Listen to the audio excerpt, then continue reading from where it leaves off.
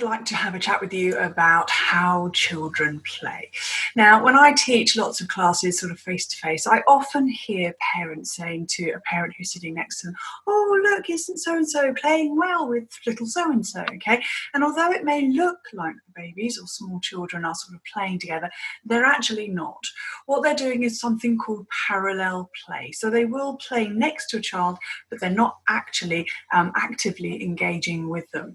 So how does this process of beginning to actually sort of start to play with other children and therefore sort of grow into adults who appreciate teamwork and coordinate and communicate with other people, all that sort of thing start? Well, around about sort of 12 months of age, lots of children are sort of ready developmentally to start to kind of do give and take games. So as a parent, as a carer, it's a really good idea to kind of give them maybe a spoon or give them a rattle or something to play with and then say, "Right, you're going to give it back to me?" And then you give it to them again. And they quite often like that sort of giving and taking kind of process.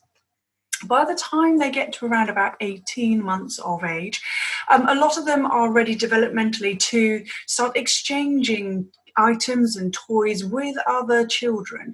Not always nicely, I have to say. Sometimes they will just grab what they want.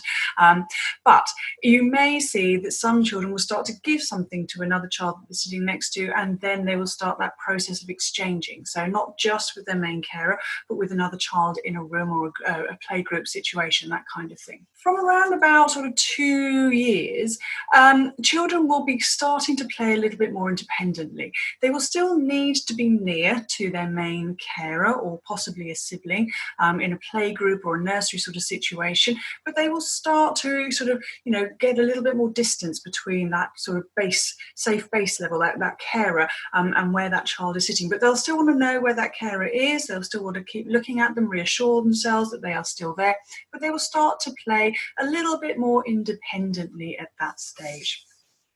From around about sort of 2.5 years of age, children then suddenly get really actively engaged with what other children in the room are doing. So suddenly they are really attentive on what children are doing over there, or they're just sussing out what other groups are doing maybe over there.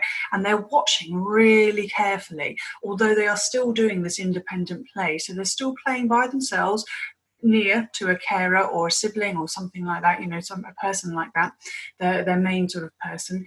And then up until around about sort of 3 years, they're still sort of, like I said, sort of looking at what's going on, but they're gaining their confidence a little bit. So they might start sort of joining a group just for a minute or two, and then they'll go back to their safe place, so their carer, and then they might try something else with another group just for a minute or two. They might not even actively sort of participate. They may just sort of walk up to the group of other children playing and just kind of hang around on the sidelines, seeing how it all kind of works a bit before they then retreat back to their main carer.